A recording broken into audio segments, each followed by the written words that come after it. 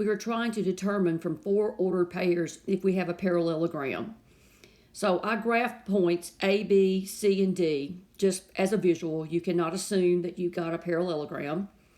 But if it is a parallelogram, then opposite sides will have the same slope.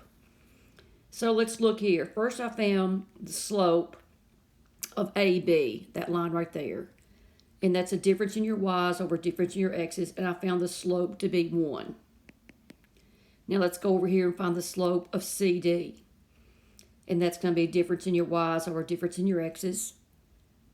And that was -2 minus 2 over -2 minus 2. And once again, I got a slope of 1. So those are parallel lines. Now I found the slope of BC, this line here. And the slope of that line was -2. I found that by using the order of pairs. Difference in your y's over difference in your x's. And then I found the slope of AD. And that's a difference in your y's. 4 minus a -2 is 4 plus 2. And then -5 minus -2 is -5 plus 2.